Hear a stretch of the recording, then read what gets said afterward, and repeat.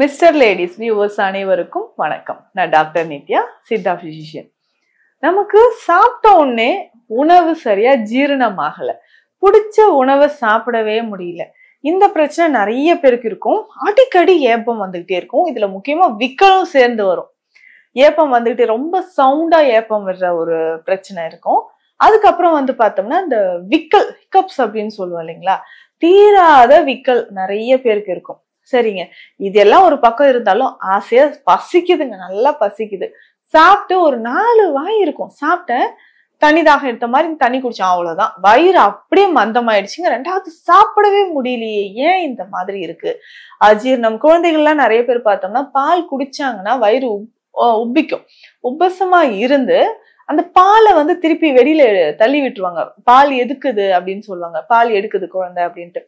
அந்த மாதிரி நம்ம சாப்பிட்ட பால் வெளியில வருது இல்லைங்களா? சோ இந்த மாதிரி நம்ம சாப்பிட்ட உணவும் என்ன ஆகும்னா, அடல்ட்ஸ்க்கு சரியா டைஜஷன் ஆகாம வயிறுக்குள்ளேயே இருந்து செரிமானம் நடக்காம இருந்துகிட்டே இருக்கும். சோ இந்த பிரச்சனை நிறைய பேருக்கு இருக்கும். நம்ம சாப்பிடுறோம், உணவு சரியா செரிமானம் ஆகல, வயிறு உபசமா இருக்கு. இந்த அசிடிட்டி பிரச்சனை ஏகப்பட்ட பிரச்சனைங்க. வயிறு எரிச்சல் இருந்துகிட்டே இருக்கு, திக்கு திக்குன்னு எரியுது. கரெக்டா அந்த நெஞ்சு பகுதி, வயிற்றுல இருந்து அந்த தொண்டைக்கு கீழே அந்த பகுதியில இருந்து அந்த ஃபுட் பைப்பு மேல் வயிறு கரெக்டா பாத்தீங்கன்னா செஸ்டுக்கு நடுவுல சொல்லுவாங்க, எரிச்சலுங்க, அவ்வளவு எரிச்சல் இருக்கு. இது ஆசிட் ரிஃப்ளெக்ஸ் அப்படின்னு சொல்லலாம். கேஸ்ட்ரைட்டிஸ், அல்சரேட்டிவ் கோலைட்டிஸ், ஜிஆர்டி அப்படின்னு சொல்லக்கூடிய கேஸ்ட்ரோ ஈசோஃபேகல் ரிஃப்ளெக்ஸ் டிசீஸ். இந்த பிரச்சனையோட தொல்லை தாங்க முடியாம எண்டோஸ்கோப் எடுத்து பார்த்தவங்களா இருக்காங்க. இதுல லாக்ஸ் எல்இஎஸ் கண்டிஷன் அப்படின்ட்டு போடுவாங்க, இல்ல ஆண்ட்ரல் கேஸ்ட்ரைட்டிஸ் கண்டிஷன், இந்த மாதிரி ரிப்போர்ட்ல இருக்கும். இது பொதுவா பார்த்தோம்னா நம்ம உடல் அந்த உணவு ஸ்பிங்டர் அப்படின்னு சொல்றீங்களா, ஃபுட் பைப்பும் ஸ்டொமக்கும் சேரக்கூடிய இடத்துல எலாஸ்டிக் மாதிரி, இப்போ எப்படின்னா அந்த சுருக்கு பையெல்லாம் நம்ம பார்த்திருப்போம், அந்த மாதிரி டைட்டா இருக்கக்கூடிய ஒரு பேண்ட் மாதிரி இருக்கும். ஃபுட்டு போகும்போது அது ஓப்பன் ஆகி நமக்கு ரிலாக்ஸ் பண்ணிட்டு ஃபுட்டை உள்ள அலோ பண்ணும், திரும்ப க்ளோஸ் ஆகுது. இந்த இடத்துல நமக்கு இன்ஃப்ளமேஷன் ஆகும்பொழுது ஃபுட்டு சரியா டைஜஷன் ஆகாம வயிற்றுக்குள்ள இருக்கக்கூடிய உணவு, ஆசிட், இது எல்லாமே எடுத்துட்டு மேல வர மாதிரி இருக்கும். அந்த இடத்துல இன்ஃப்ளமேஷன் ஏற்படுறதுனால, அல்சர் மாதிரி உருவாகிறதுனாலதான் கேஸ்ட்ரைட்டிஸ் அப்படின்னு சொல்றோம். ஸோ இந்த மாதிரி கண்டிஷன் இருக்கும்போது அங்க இருக்கக்கூடிய நரம்புகள், நம்ம டயஃப்ரம்ல சுத்தி இருக்கக்கூடிய நரம்புகள், வேகஸ் நர்வ், இது எல்லாமே இரிட்டேட் ஆகும்போது ஒரு ஏப்பம் வந்துகிட்டே இருக்கிறதோ, விக்கல் அடிக்கடி வர்றதோ இருக்கும். வயிற்றுல சாப்பிடக்கூடிய உணவு தங்கி ரொம்ப நேரமா தங்கி இருக்கிறதுனால புளித்த மாதிரி ஆயிட்டு அங்க நமக்கு அதிகமான கேஸ் ஃபார்மேஷன் ஆகும். சிலர் சொல்லுவாங்க, பாருங்க மேல் வயிறு மட்டும் எனக்கு ரொம்ப வீக்கமா இருக்கு, உப்பன மாதிரி இருக்கு, மேல் வயிறு மட்டும் இப்படி இருக்கே அப்படின்னு சொல்லிட்டு வருத்தப்படுறவங்களாவும் இருக்காங்க. ஸோ இந்த மாதிரி இருக்கக்கூடிய சமயங்கள்ல அந்த வயிறு பிரச்சனையை நம்ம எப்படி சரி செய்யலாம்? இதுல ரொம்ப முக்கியமான விஷயம் என்னன்னா, நம்ம சாப்பிட்டு கொஞ்ச நேரம் ஆனதுக்கு பிறகும் வயிறு உப்பசமாவே இருக்கு, மந்தமா ஏதோ பெருத்த இறை எடுத்த மாதிரி இருக்கு, ஆனா நான் கொஞ்சம் 4 வாய் தாங்க சாப்பிட்டேன், அதுவே இப்படி இருக்கே அப்படின்னு வருத்தப்படுறவங்களும் நிறைய பேர் இருக்கீங்க. ஸோ இந்த மாதிரி இருக்கக்கூடிய பிரச்சனைகளுக்கு நம்ம என்னென்ன ஹோம் ரெமெடிஸ் எடுத்துக்கலாம் அப்படின்றத பார்க்கலாம். பொதுவாக இது பார்த்தோம்னா குன்மம் அப்படின்னு சொல்லிட்டு சித்த மருத்துவத்துல சொல்லுவாங்க. 8 வகையான குன்மம், 8 வகையான அல்சர் பிரச்சனையை பத்தி சித்த மருத்துவத்தில் சொல்லியிருக்காங்க. இதுல பேசிக்கா நம்ம சாப்பிடக்கூடிய உணவுகள் எப்படி நமக்கு உள்ள இருக்கக்கூடிய இந்த பிரச்சனைகளை ஆட்டும், அடிக்கடி ஏப்பம் வர்றதோ, அடிக்கடி விக்கல் வர்றதோ, இந்த பிரச்சனையை எப்படிங்க நம்ம சரி செய்யலாம், இதை நம்ம தெரிஞ்சுக்கணும். அடிக்கடி ஏப்பம் விக்கல் வருதுன்னா இதை சரி செய்யறதுக்கான வழிமுறைகள் நிறையவே இருக்கு. ரொம்ப சிம்பிளாவும் நம்ம சரி பண்ணிக்கலாம். நம்ம வீட்டுல எல்லோருடைய வீட்லயும் வசம்பு அப்படின்ற ஒரு மூலிகை அருமருந்து இருக்கு. பேர் சொல்லா மருந்து, பிள்ளை மருந்து அப்படின்லாம் சொல்லுவோம். இந்த வசம்பை நம்ம எப்படி பயன்படுத்தி பல நோய்கள்ல இருந்து விடுபடலாம்? நம்ம அஜீர்ணம் சம்பந்தப்பட்ட பிரச்சனைகள்ல இருந்து, மலச்சிக்கல்ல இருந்து, தோல் சம்பந்தப்பட்ட நோய், தலைமுடி உதிர்தல், இன்ஃபெக்ஷன், தலையில நிறைய பேருக்கு அலோபேஷியா அப்படின்னு சொல்லக்கூடிய இன்ஃபெக்ஷன் இருக்கும். இது எல்லாத்துக்குமே சிறந்த ஒரு மூலிகைனா வசம்ப சொல்லலாம். அப்போ இந்த வசம்பு குழந்தைகளுக்கெல்லாம் நம்ம என்ன பண்ணுவோம்னா விளக்குல காமிச்சு அந்த வசம்ப கறியாக்கி தாய்ப்பால்ல கலந்து வயிறை சுத்தி தடவி விடுவாங்க, இல்ல நாக்குலையும் தடவி விடுவாங்க.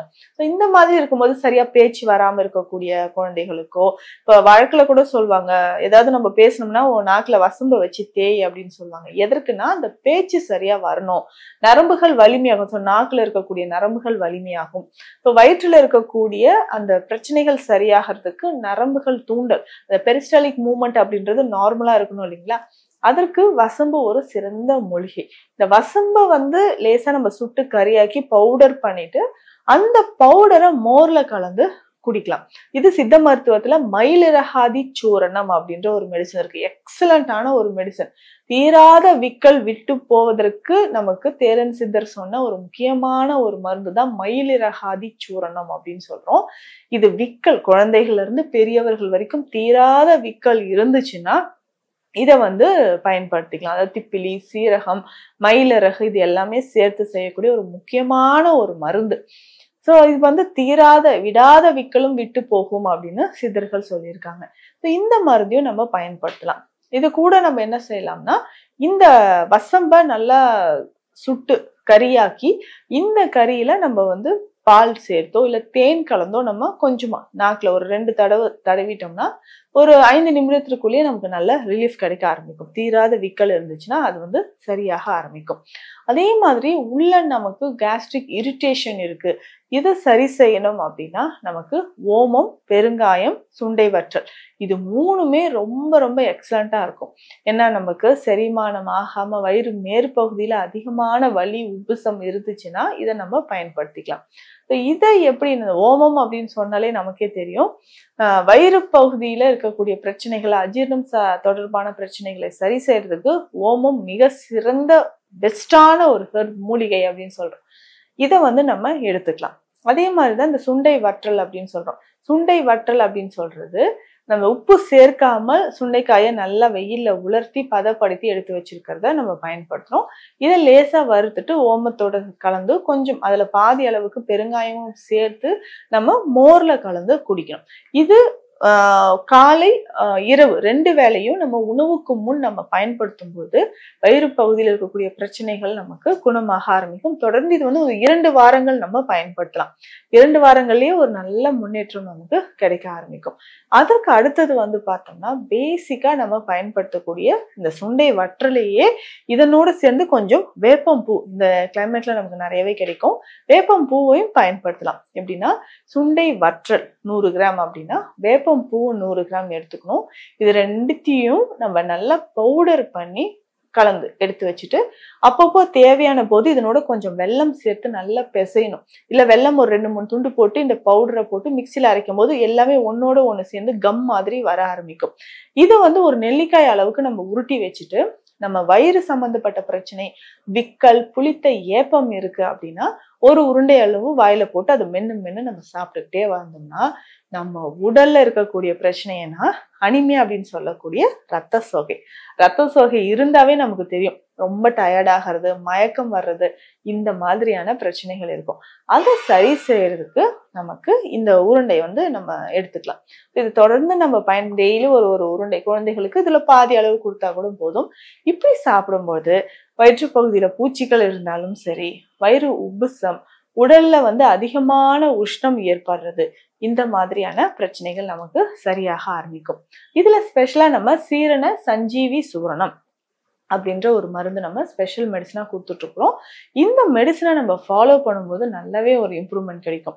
ஏன்னு சொல்றோம்னா நமக்கு அஜீரணம் தொடர்பான பிரச்சனைகள் வந்துச்சுன்னா அதை சரி செய்யறதுக்கு சீரண சஞ்சீவி சூரணம் ரொம்ப பெஸ்ட். இது உணவுக்கு முன் ஒரு நாளைக்கு 2 வேளை வெந்நீர்ல கலந்து குடிக்கும் பொழுது வயிறு சம்பந்தப்பட்ட பிரச்சனைகள், முக்கியமாக மலச்சிக்கல் தொந்தரவு இருந்தாலும் அது நமக்கு சரியாகும். இந்த பதிவில் தீராத புளித்த ஏப்பம் வர்றது, வயிற்று விக்கல், உப்பிசம், இந்த மாதிரி வயிறு சம்பந்தப்பட்ட பிரச்சனைகளுக்கு எளிய தீர்வுகள், சித்த மருந்துகள் என்னன்னு பார்த்தோம். மீண்டும் அடுத்த பதிவில் சந்திக்கலாம். நன்றி.